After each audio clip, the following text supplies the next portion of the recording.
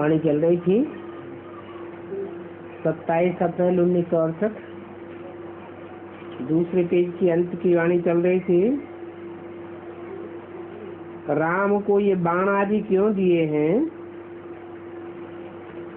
कोई को पता नहीं है कि मारामारी की हिस्ट्री बना दी है। इस समय है ही सारी मारामारी।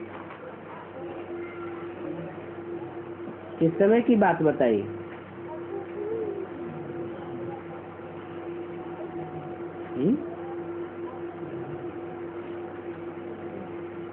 राम को बाण दे दिए हैं, मारामारी की हिस्ट्री बना दी है।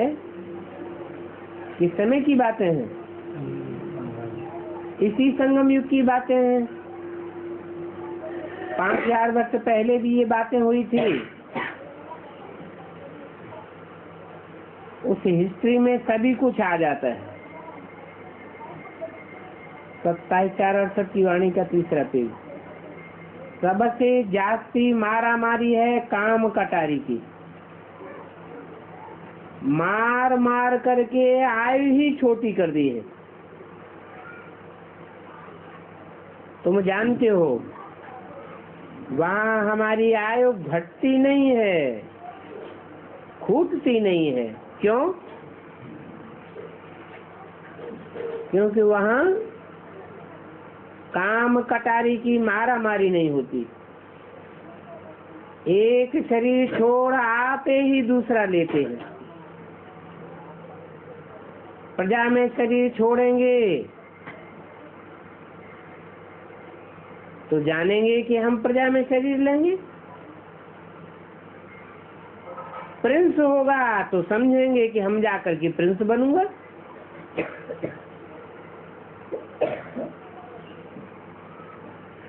अज्ञान काल में ऐसे नहीं समझते हैं। बाकी हाँ, जो जैसे कर्म करते हैं तो उनका फल मिलता है, वो अज्ञान काल की बात है। जैसे कोई हॉस्पिटल बनाते हैं तो दूसरे जन्म में उनकी आयु बढ़ी और तंदुरुस्त हो जाएगी। कोई स्कूल बनाते हैं, कोई धर्मशाला बनाते हैं तो उनको एक जन्म के लिए अल्पकाल का सुख मिलता है, बड़े बड़े महल माड़ियाँ अटारियाँ मिल जाती हैं। यहाँ तो बच्चे आते हैं, बाबा उन बच्चों से पूछते हैं तुमको कितने बच्चे हैं, तो कहते हैं हमको 3 बच्चे हैं। एक वह बड़ा बच्चा है क्योंकि वर्षा देता है और लेता है, सब बात का हिसाब है ना। ऐसे उनको कुछ लेने का तो है नहीं। चावल मुट्ठी लेकर के महल देते हैं, इसलिए उनको भोलानाथ कहा जाता है। किसको? उनको माने किसको भोलानाथ कहा जाता है? हैं? उनको माने किनको? जो पाठ भविष्य में प्रत्यक्ष होने वाला है 68 के बाद 76 में, उनकी तरफ इशारा किया तो उनको भोलानाथ कहा जाता है। परंतु शंकर को भोलानाथ नहीं कहा जाता। शंकर की आत्मा अलग और शिव की आत्मा अलग। भोला कौन है और भाला कौन है? शिव है भोला और शंकर के लिए कहा जाता है बाला। शिव शंकर भोले भाले ऐसे कहते हैं ना। तो शिव नाम पहले तो भोला नाम पहले और शंकर नाम बाद में तो भाला नाम बाद में। जिसके आगे कहते थे झोली भर दो, अब शंकर तो झोली भरते नहीं है। झोली भरने वाला कौन है? शिव बाबा है। तो तो शिव और शंकर को इकट्ठा कर देते हैं, और कोई देवताओं को 33 करोड़ देवताओं में से कोई को इकट्ठा नहीं किया है, सिर्फ शंकर को शिव के साथ मिला देते हैं। ऐसा क्यों है?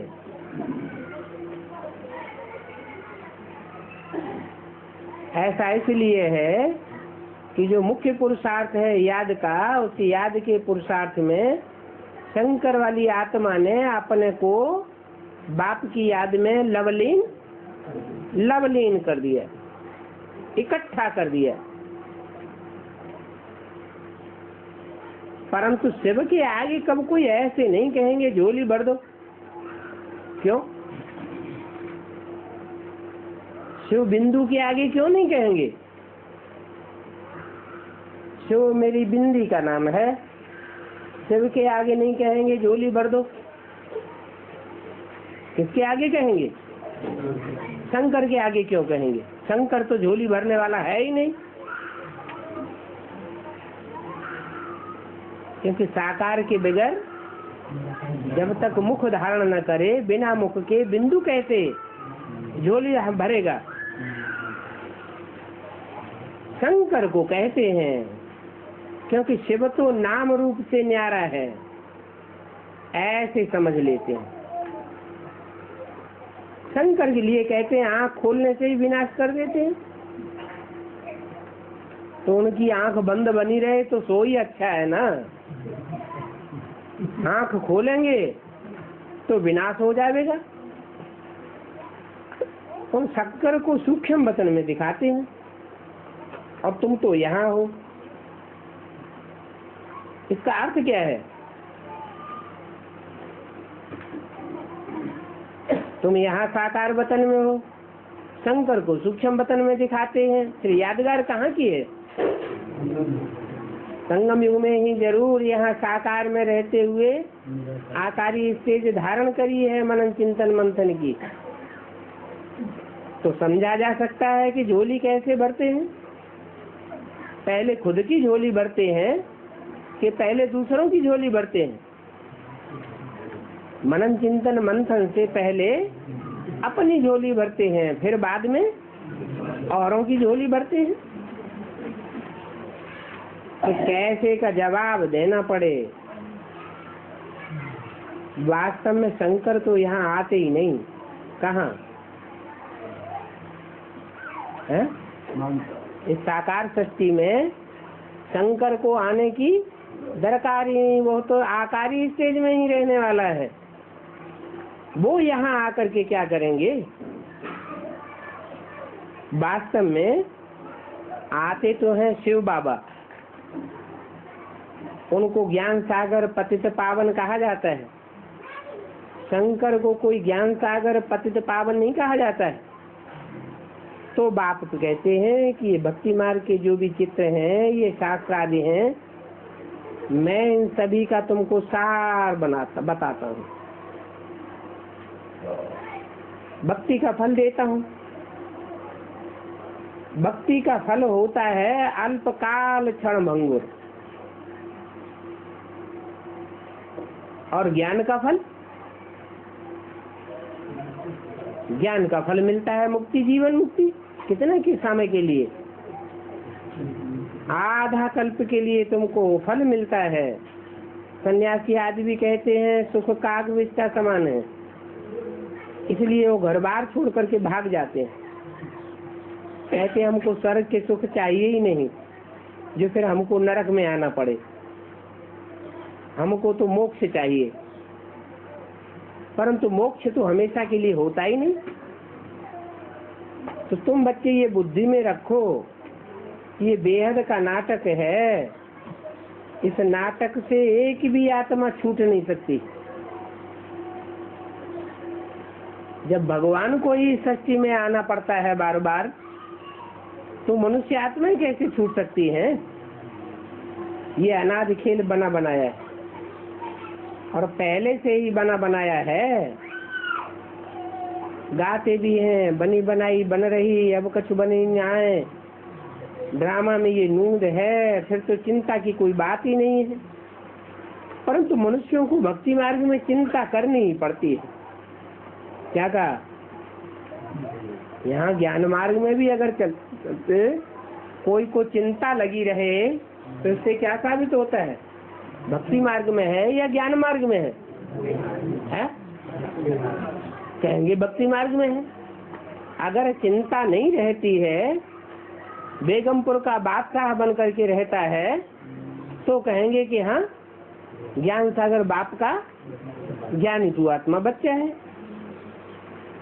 तो भक्ति मार्ग में चिंता करनी पड़ती है। जो कुछ भक्ति मार्ग में पास किया वो फिर भी होगा।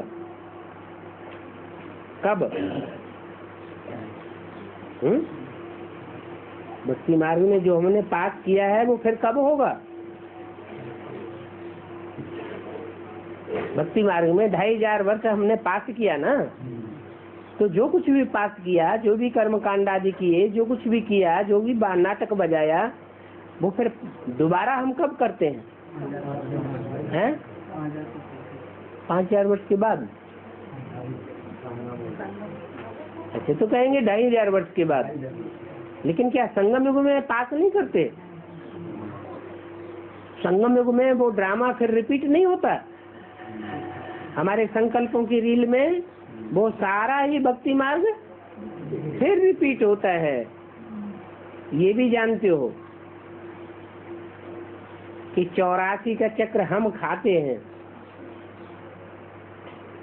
वो नहीं खाते हैं। कौन? और धर्म वाले अथवा तथाकथित ब्रह्मा कुमार कुमारी वो 84 का चक्कर नहीं खाते हैं, और हम ऑलराउंड पार्ट बजाते हैं। और ये ब्रह्मा भला ऑलराउंड पार्ट नहीं बजाता है, परंतु फिर भी 84 का चक्र तो खाता है। ये 84 का चक्र कब बंद नहीं होता है। ये ड्रामा बना बनाया है, इसमें तुम अपने पार्ट को उड़ाए कैसे सकते हो? तुम्हारी कहने से थोड़ी निकल जाएगा। मोक्ष को पाना, ज्योति ज्योति समाना, ब्रह्म में लीन हो जाना, ये सब मिथ्या बातें हैं। फिर जो कहते हैं कि मोक्ष को पाया, इसका अर्थ क्या हुआ? वो क्यों कहते हैं मोक्ष को पाया? मुक्ति हो गई सदाकाल की मुक्ति को मोक्ष कहते हैं। ज्योति ज्योति समाया, ज्योति ज्योति समाने का आखिर अर्थ क्या है? क्यों कहते हैं? अनर्गल बोलते हैं क्या? ज्योति किसको कहा जाता है? ज्ञान की ज्योति है। माना जो तुंडे तुंडे मत्र भिन्ना भरा हुआ है, अलग अलग प्रकार का ज्ञान हर एक की बुद्धि में भरा हुआ है, वो ज्ञान अंत काल में सब किसमें समा जाता है? एक ज्ञान सागर में समा जाते हैं सब। जितने भी बुलबुले हैं, बुदबुदे हैं, अंदर अंदर अपने अपने संकल्पों में बुदबुदाते रहते हैं, वो सब बुदबुदे काहे में समा जाएंगे? एक ही ज्ञान सागर के संकल्पों में समा जाएंगे। उसको कहते हैं मन मना भव, मेरे अंदर समा जा। तो ज्योति ज्योति को समाने को अर्थ को उन्होंने स्थूल रूप में लगा लिया है, ब्रह्म में लीन होना। अब ब्रह्म तो तत्व को कहा जाता है। ब्रह्म तत्व में लीन होने से क्या होगा? ब्रह्म तत्व जड़ तत्व है या चैतन्य है? वो तो जड़ तत्व है। आत्मा तो चैतन्य है। चैतन्य आत्मा जड़ तत्व में कैसे समा जाएगी? हाँ, जड़त्व को याद करने से जड़ बुद्धि बन जाते हैं। ब्रह्मा को जो याद करते हैं या ब्रह्म लोक को याद करते हैं, शिव ज्योति बिंदु को या आत्मिक स्थिति को नहीं धारण करते हैं, तो स्थिति कैसी बनेगी? बुद्धि कैसी बनेगी? जड़ तुम्हें बुद्धि बन जाती है, उसमें मनन चिंतन मंथन चल न सके। तो ये सब बातें मिथ्या हैं जो समझाते हैं बाप। अनेक मतांतर हैं, अनेक धर्म हैं, फिर कह देते हैं तुम्हारी गतिमति तुम ही जानो, तुम्हारी श्रीमत से जो सदगति मिलती है सो तुम ही जानते हो। तुम जब आओ तो हम भी जाने, तुम जब आओ तो हम पावन भी बने, पढ़ाई पढ़े और हमारी सदगति हो। अभी तो दुर्गति है, सदगति हो जाती है फिर कोई बुलाते ही नहीं है। कहाँ हो जाती है सदगति? सतयुग में सबकी सदगति हो जाती है, फिर वहाँ बुलाते हैं। दुख में सुमिरन सब करे, सुख में करे न कोई। ये भी मनुष्यों की बुद्धि में नहीं आया कि हमारी देखो क्या दुर्गति हुई है। दुखी भी बहुत हैं, बच्चे जानते हैं दुखों की तो पहाड़ गिरने हैं, अभी तो कुछ भी नहीं है। अभी ये दुनिया रव रव नरक हो जाएगी, देख नहीं सकेंगे। खून ही यहाँ खेल कहते हैं ना। गोवर्धन पहाड़ भी दिखाते हैं कि उंगली पर उठाया। दुखों के जब पहाड़ गिरेंगे संसार में तो शास्त्रों में क्या दिखाया? भगवान ने जब पत्थर बरस रहे थे दुनिया में, बड़े बड़े पत्थरों के पहाड़ गिर रहे थे, तो भगवान ने क्या किया? गोवर्धन पहाड़ उठाया। अब ये गोवर्धन पहाड़ कोई पहाड़ की बात है क्या? कोई बड़े काम को कहते हैं पहाड़ उठाया। पहाड़ उठाया माने जो 16,108 विशेष आत्माएं हैं, सारी दुनिया की चुनी हुई बीज, पतित से पतित आत्माएं हैं, उन आत्माओं के पहाड़ को उठा लिया और उनके संरक्षण में सब संरक्षित हो गए। गोवर्धन पहाड़ उठाया, ये महिमा की है। अर्थ तो कुछ भी नहीं जानते कि उंगली पर कैसे उठाया। दिखाते हैं सबसे छोटी उंगली पर उठाया। और तो छोटी उंगली क्या है? अरे 5 उंगलियां हैं। कौन सी हैं 5 उंगलियां जो शास्त्र में गाई हुई है? अरे 5 पांडव को 5 उंगली कह दिया। सबसे छोटे पांडव का नाम क्या है? सहदेव। वो कौन से धर्म से कनेक्टेड है? देवता धर्म से कनेक्टेड है। वो जो सहदेव है वो सिख धर्म से कनेक्टेड है। तो सिख धर्म की कोई आत्मा है सबसे छोटी सी उंगली। सिख धर्म से पंजाब के खून से निकलती है, और जिस खून से निकलती है उस छोटी सी उंगली पर 16,000 का बोझ पालना का डाल दिया जाता है। तो कौन हुआ? जगदम्बा। तो देखो पहाड़ दिखाते हैं कि उंगली से उठाया।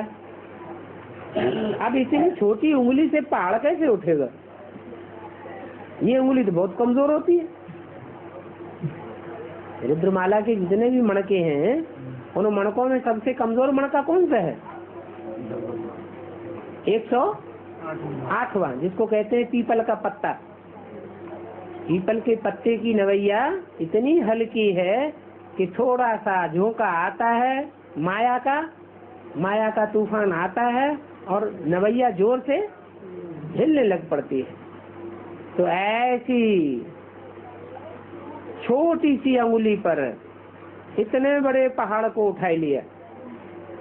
अर्थ तो कुछ भी नहीं जानते। तो थोड़ा बच्चे सारा दुख का पहाड़ बदल करके सोने का बनाए देते हो। कितने थोड़े से बच्चे हैं? कितने गाए जाते हैं कौरव यादवों के मुकाबले? 5 पांडव। दुख भी सहन करते हो ना। अभी तुम बच्चों को सभी को वशीकरण मंत्र देना है, कहते हैं ना, तुलसीदास चंदन घिसे तिलक देत रघुवीर। क्या अर्थ हुआ इसका? कौन है तुलसीदास? है? हाँ, अपनी अपनी कथा कहानियां अपने अपने शास्त्रों में लिख दी है। जो भी शास्त्र बनाए हैं, बनाने वाले कौन हैं? वो ही बनाने वाले हैं जिन्होंने ब्राह्मणों की संगम की दुनिया में विशेष विशेष पार्ट बजाए। अपनी अपनी जीवन कहानी की कथा कहानियां उन्होंने अपने शास्त्रों में ही लिख दी। माने राम वाली आत्मा ने क्या लिख दिया? रामायण लिख दी। तो रामायण जो लिखने वाली आत्मा है वो ही द्वापर के आदि में क्या बनती है? वाल्मीकि बनती है, और कलयुग के मध्य में तुलसीदास बनती है। तो उनके लिए बोला है कि तुलसीदास चंदन घिसे। चंदन का अर्थ क्या हुआ है? चंदन माने ज्ञान का चंदन घिसते हैं, मनन चिंतन मंथन करते हैं, और भगवान आकर के विश्व की बादशाही का उनको तिलक देते हैं। रघुवीर कौन हुआ? उन्होंने तो रघुवीर राम को समझ लिया है। वास्तव में रघु कहा जाता है सूर्य को। रघुवीर कौन हुआ? सूर्यों के समान, हजारों दैदीप्यमान सूर्यों के समान जो तेजवान है, वो विश्व की बादशाही का तिलक तुमको देते हैं। तिलक तो तुम बेशक पाते हो, परंतु अपनी अपनी मेहनत से पाते हो। कौन सी मेहनत? कौन सा पुरुषार्थ? जितना जितना मनन चिंतन मंथन करते हैं, जितना जितना याद करते हैं, बीज रूप स्टेज में टिकते हैं, आत्मिक स्थिति में टिकते हैं, आत्मा उतनी सूक्ष्म बनती है।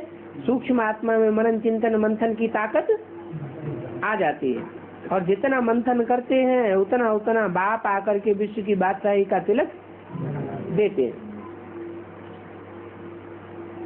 तो ये राजयोग है, अपनी अपनी मेहनत है। तुम राजाई के लिए पढ़ रहे हो। सन्यासी तो राजाई की पढ़ाई पढ़ाए नहीं सकते। क्यों? क्योंकि राजाई तो प्रवृत्ति मार्ग में होती है। कोई राजा ऐसा देखा जो सन्यासी हो राजाई करता हो? है?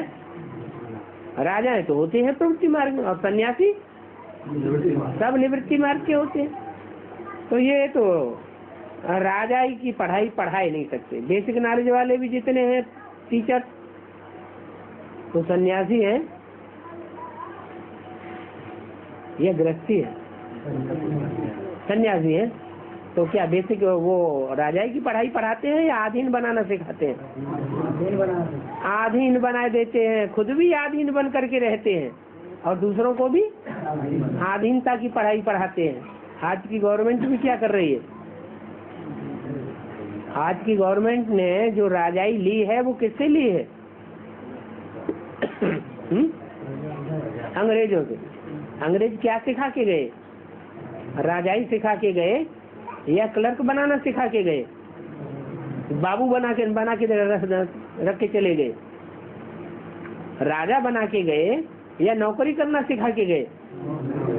आज के समाज में लोग कौन सी बात को ऊंचा समझते हैं?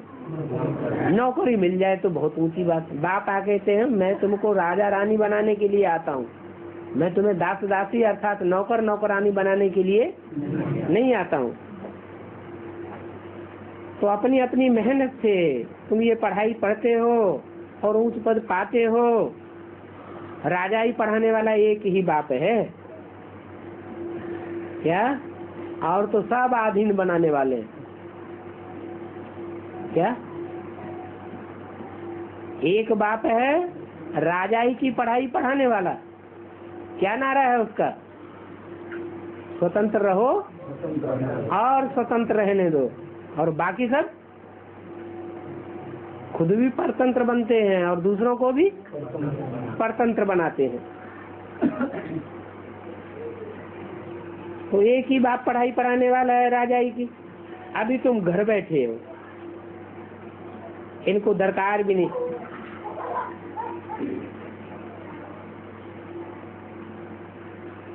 इनको दरकार भी नहीं कहेंगे। दर किसे कहा जाता है? दर माने दरवाजा। प्रिंस प्रिंसेस आपस में मिलते हैं, उनको स्कूल ही कहा जाता है, पाठशाला है। कोई ब्राह्मणी ये पाठशाला खोलकर बैठे, इस पर एक कहानी भी है। पति तो वायुमंडल को खराब कर देते हैं।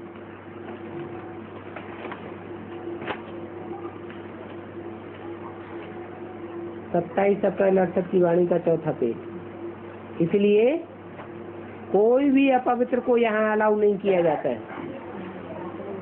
अभी तो अलाउ करते हो, फिर कब अलाउ नहीं किया जाएगा?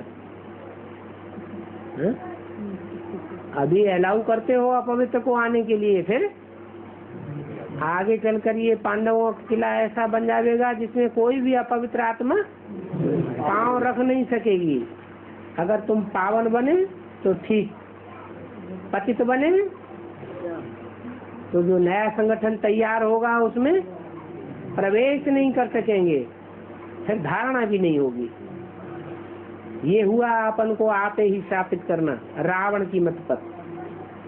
विकारी है ही रावण की मत पर। राम की मत छोड़ी और रावण की मत से विकारी बने, पत्थर बुद्धि बन जाते हैं।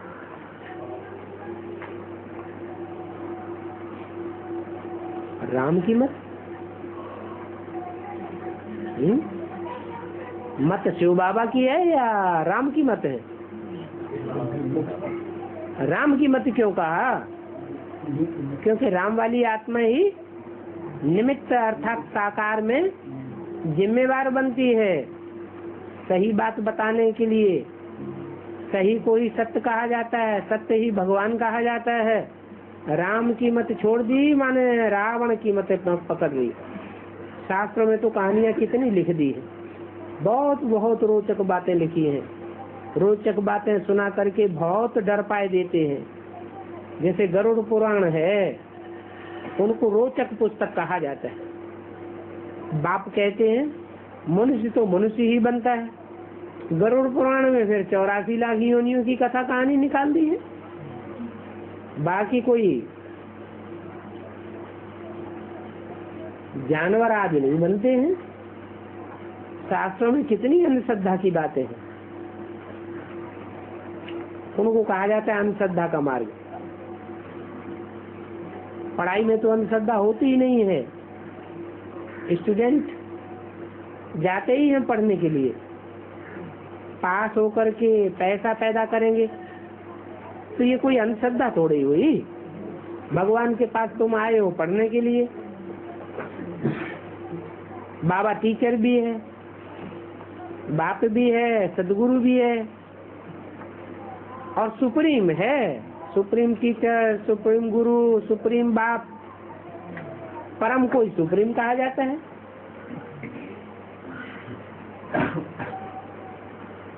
लौकिक बाप को परम नहीं कहा जाता है। परम पिता, परम टीचर, परम सदगुरु। और वो परम अर्थात ऊंचे से ऊंचे एक ही है।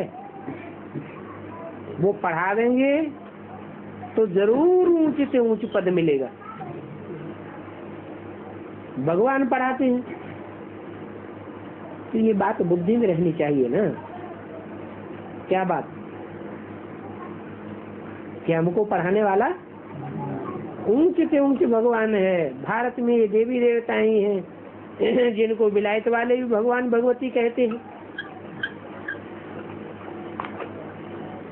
और कोई देवी देवताओं का पैर नहीं है जिनको विलायत वाले वो भी मानते हो। दुनिया में एक लक्ष्मी नारायण ही ऐसे हैं जिनकी किसी ने ग्लानि नहीं की है, और सब देवी देवताओं की ग्लानि की है। क्यों क्यों ग्लानि की नहीं की लक्ष्मी नारायण की? है? कोई कारण होगा ना।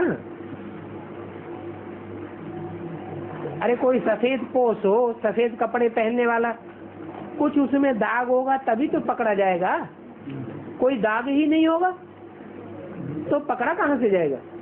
तो लक्ष्मी नारायण 16 कला संपूर्ण, संपूर्ण हिंसक, मर्यादा पुरुषोत्तम, संपूर्ण हिंसक थे। उनमें कोई प्रकार का दोष नहीं था, संपूर्ण थे। इसलिए कोई भी संसार की आत्मा उनमें कोई भी अवगुण पकड़ नहीं सकी। इसलिए विदेशी लोग भी लक्ष्मी नारायण को भगवान भगवती ही मानते हैं, परंतु बाप समझाते हैं वास्तव में भगवान भगवती कोई को कह नहीं सकते, क्योंकि भगवान तो एक ही होता है। भगवान के साथ भगवती होने की बात है ही नहीं। ये तो आदि सनातन देवी देवता धर्म की स्थापना होती है, और ये आदि सनातन देवी देवता धर्म की स्थापना सिर्फ भगवान ही करता है। भगवती कोई आदि सनातन देवी देवता धर्म की स्थापना नहीं करती है। इसलिए सत्यनारायण की ही कथा गाई हुई है, सत्य लक्ष्मी की भी कथा नहीं गाई। क्यों? सत्य लक्ष्मी आदि सनातन धर्म की स्थापना नहीं कर सकती है? क्यों नहीं कर सकती? वो 16 कला संपूर्ण नहीं बनती क्या? नहीं है भगवान को। हाँ, भगवान कलातीत है। कलातीत माना 16 कलाओं से भी परे है। और दूसरी बात, भगवती जो है वो तो चंद्रवंश से आती है। उसका मूल ही कहाँ से है? चंद्रवंश से। चंद्रवंश की तो डिग्री ही गिरी हुई। और भगवान कहाँ से, कौन से वंश से प्रत्यक्ष होता है? सूर्य वंश से प्रत्यक्ष होता है। इसलिए भगवान भगवती जो कहते हैं तो बाप समझाते हैं भगवान भगवती वास्तव में कह नहीं सकते। भगवान तो अकेला ही है जो आज सनातन देवी देवता धर्म की स्थापना करने वाला है। तुम जानते हो कि यही लक्ष्मी नारायण पहले पत्थर बुद्धि थे, बाद में फिर पारस बुद्धि बने। बाप ने आकर के बनाया, बाबा ने ही तो पढ़ा करके पारस बुद्धि बनाया। दुनिया में ये कोई भी नहीं जानते कि इनको पारस बुद्धि किसने बनाया। रामचंद्र भी नापास हुए। पहले तो जरूर दास दासियां ही बनना पड़े ना। किसको है? किसकी बात हो रही? अरे रामचंद्र की तो बात हो रही है। रामचंद्र भी पहले नापास हुआ तो पहले जरूर उसको क्या बनना पड़े? कैसे? हाँ, राधा कृष्ण का सत्युग के आदि में Radha Krishna first class princess बनते हैं, और उनका फर्स्ट क्लास दास दासी उनको जन्म देने वाला माँ बाप के रूप में बनना पड़े। तो ये तो बहुत खराब बात हो गई है। खराब बात हो गई। क्यों? दास दासी बनना अच्छी बात है?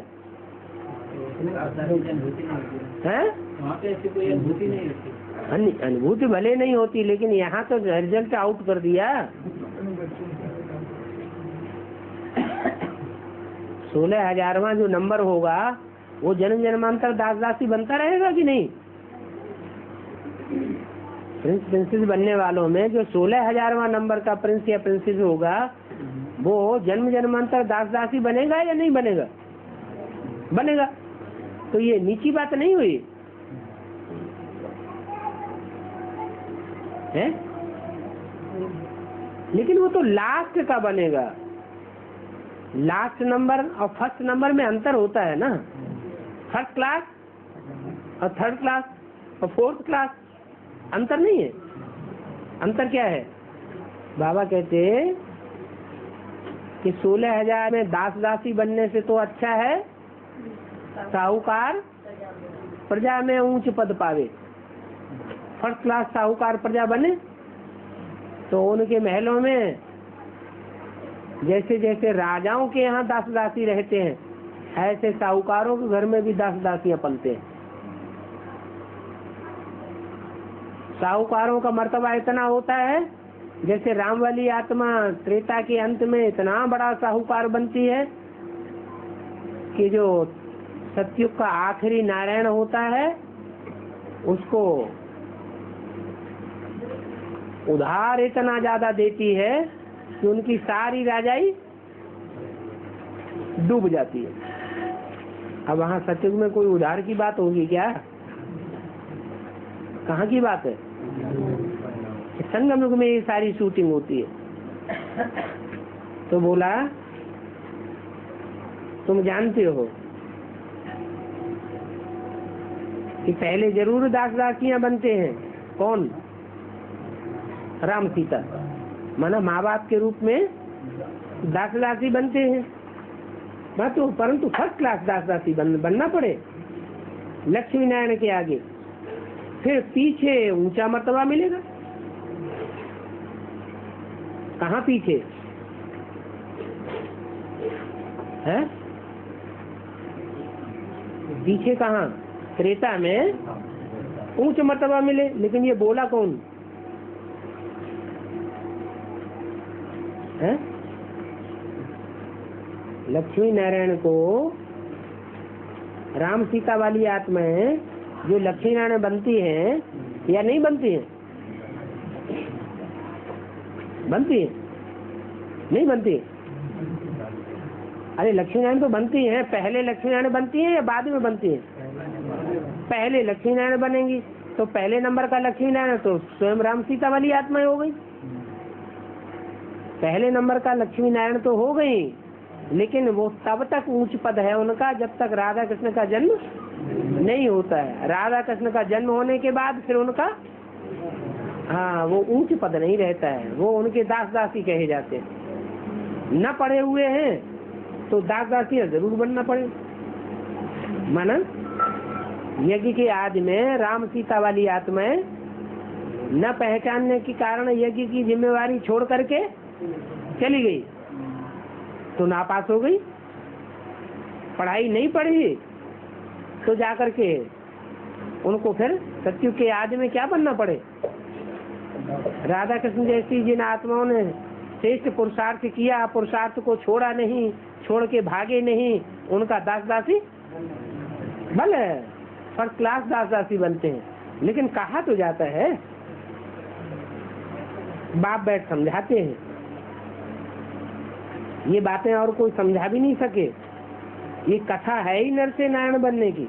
क्या कहा है? जो जन्म लेने वाले राधा कृष्ण हैं वो नर से नारायण बनते हैं क्या? है? वो नर से नारायण नहीं बनते।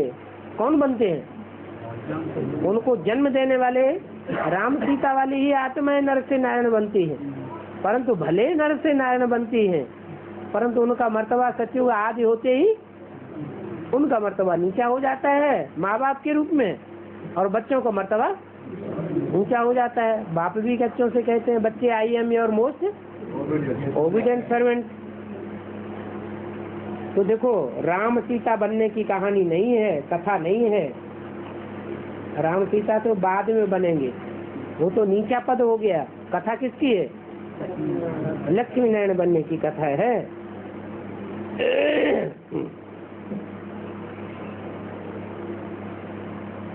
तो ये बात किसने बोली?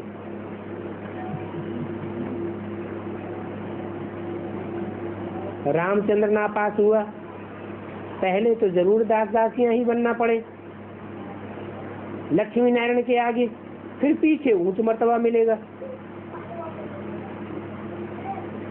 ये किसकी बुद्धि में था? है? ये ब्रह्मा बाबा की बुद्धि में थी बात कि राम सीता वाली आत्माएं छोड़ के यज्ञ चली गई, इसलिए उनको नीचा मर्तबा मिलेगा। त्रेता में जाकर के राम सीता बनेंगे। जो लक्ष्मी नारायण है सतयुग के आदि में प्रिंस प्रिंसेस बनते हैं, मम्मा बाबा वाली आत्माएं वो ऊंच मर्तबा वाले बनते हैं, तो पीछे उनको ऊंच मर्तबा मिलता है। माने संगम युग के ऊंच मर्तबे की बात उनकी बुद्धि में नहीं आती है।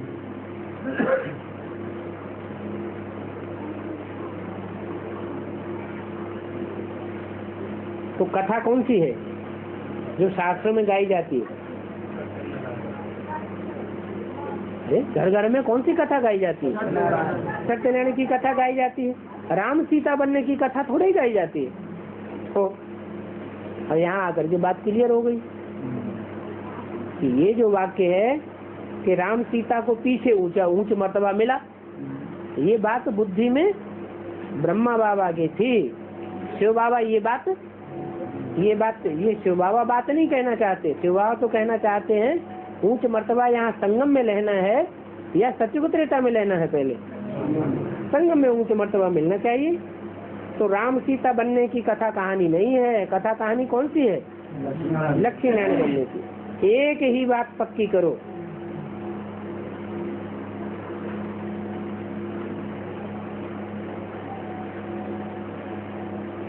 तुम कहते भी हम तो नर से नारायण बनेंगे।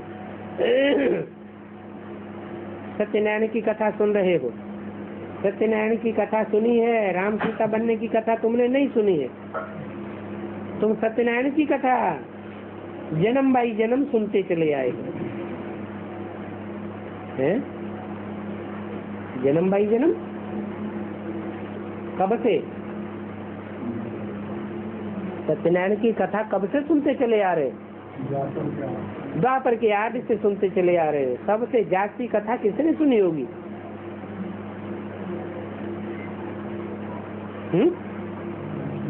बाबा पूछते हैं तो बताना चाहिए ना। सबसे जास्ती कथा तुमने सुनी होगी, तो तुम ही कहेंगे हमने सुनी होगी, क्योंकि तुम बहुत भक्ति करने वाले हो। द्वापर के आदि से तुमने ही बहुत भक्ति की है। भगवान फल भी इन्हों को ही देंगे जिन्होंने बहुत भक्ति की है। वो ही झट समझ करके और सर्विस पर लग जाते हैं। ज्यादा सर्विस कौन करते हैं? जिन्होंने बहुत भक्ति की है वो ही बहुत ज्ञान उठाते हैं, वो ही बहुत सर्विस भी करते हैं। भक्ति कम की है तो फिर समझते भी नहीं, क्योंकि भक्ति कम तो ज्ञान भी कम। तुम जानते हो पहले पहले हमने शिव बाबा का मंदिर बनाया है। हमने बनाया, एडवांस पार्टी वालों ने बनाया, किसने बनाया है?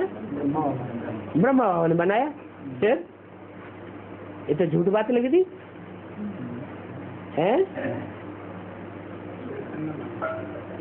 तुम जानते हो तुम किसके लिए बोला? ब्रह्मा बाबा के लिए तुम बोलते थे। ब्रह्मा बाबा के लिए तो यह बोलते थे।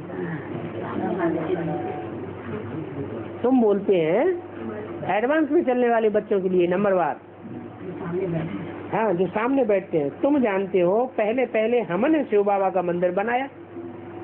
तो हमने बनाया या ब्रह्मा बाबा उनके सहयोगियों ने बनाया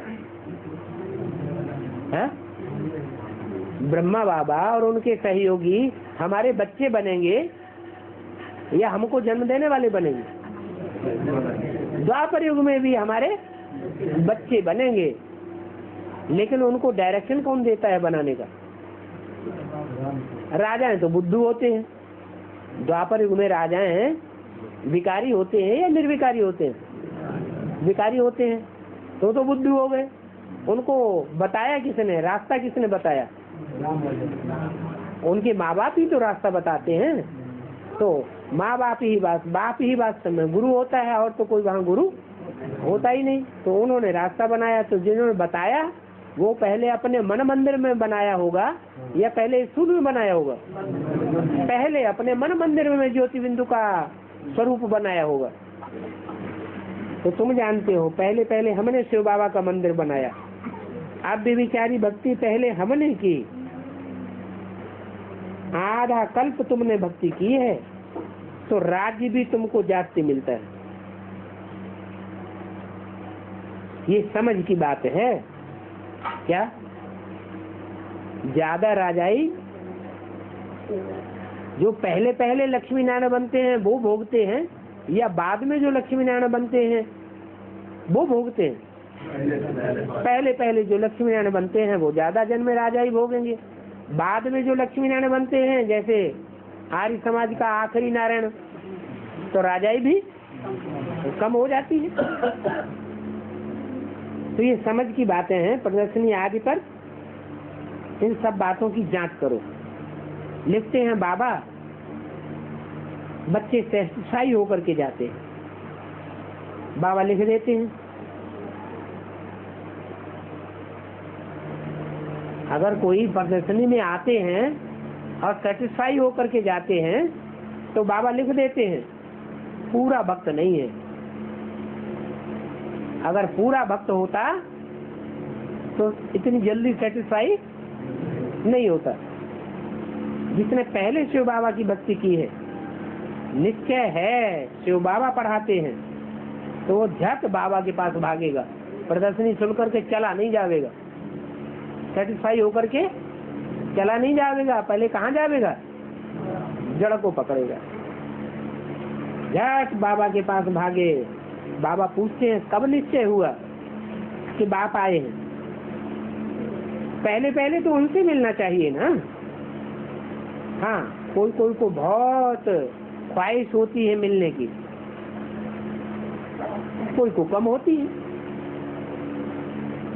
कोई को तो ख्याल भी नहीं आता है। सारा ज्ञान सुनने के बाद, सारा कोर्स लेने के बाद ये भी बुद्धि में नहीं आता कि हम बाबा से जाकर मिले। तो बाबा पूछते हैं, आते तो रहे, ज्ञान सुनने के लिए आते तो रहे, परंतु तुमको निश्चय कब हुआ? बाबा समझ जाते हैं ये पुराना भक्त नहीं है। अगर झट निश्चय हो जाए तो क्या करेगा? बाबा से मिलने के लिए उतावला हो जाएगा। हिसाब है ना इसमें, जितनी कितनी विशाल बुद्धि चाहिए। पुराने भक्त इस ज्ञान को चटक पड़ेंगे, थोड़ा भी सुनेंगे फट से उनको जैसे जादू लग जाएगा।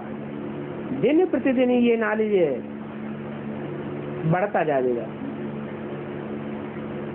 दिल से लगता जाएगा, क्योंकि तुम जितना याद में रहेंगे उतने तुम्हारे अंदर ज्ञान की ताकत, ज्ञान का बल भरता जाएगा, सभी का ताला खुलता जाएगा। परंतु जब इतनी ताकत आवे तब न, जौहर भरे याद का तब न, आगे चल तुम समझेंगे सच्ची कैसे बदलती है। क्या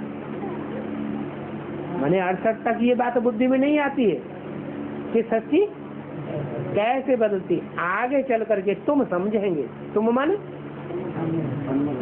जिन बच्चों को बाबा एमर्ज करके बोलते थे, वो बच्चे आगे चल करके समझ जाएंगे, उनकी बुद्धि में पहले आ जाएगा। एडवांस पार्टी के बच्चों की बुद्धि में पहले आ जाएगा कि सच्ची कैसे बदलती है, कैसे हम ट्रांसफर होते हैं। और धर्म के जो बीज हैं और धर्म की जो जड़ें हैं वो पहले ट्रांसफर नहीं होंगी, सबसे पहले नई दुनिया में हम ट्रांसफर होंगे। अभी टाइम तो पड़ा है ना ट्रांसफर होने में, फिर मालूम पड़ता जाएगा कौन कौन माला का दाना बनते हैं। अभी वो टाइम आया कि नहीं आया है? आ गया, अभी टाइम आ गया, मालूम पड़ने लगा लोगों को कि कौन कौन माला के दाने बनते हैं।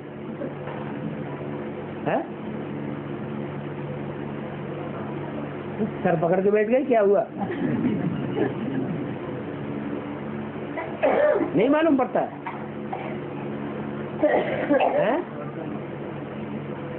अरे आंख को मालूम पड़ना वो शुरू हुआ होगा कि नहीं होगा? आंख को अनुभूति होना शुरू हुई होगी या नहीं होगी? हैं? आंख में भी नंबरवार है। जो ऊंची स्टेज का पुरुषार्थ करने वाले हैं उनको तो अनुभव होगा। तो बोला फिर मालूम पड़ता जाएगा कौन कौन माला का दाना बनते हैं। अभी तो अवस्थाएं ही ऊपर नीचे हो रही है।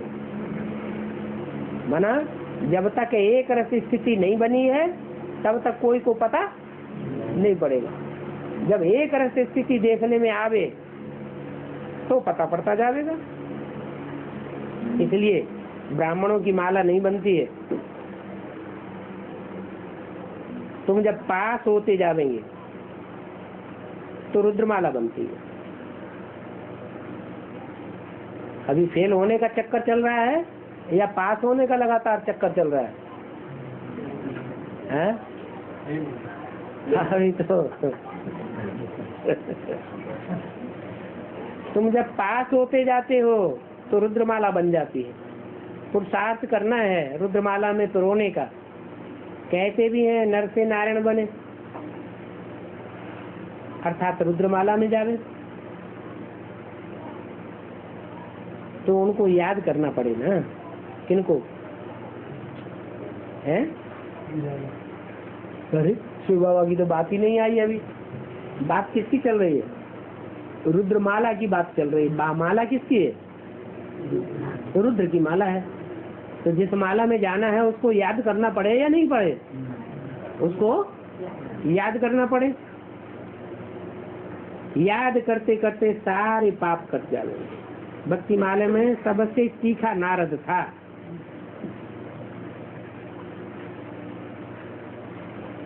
नाम क्या रख दिया? नारद। हाँ हाँ,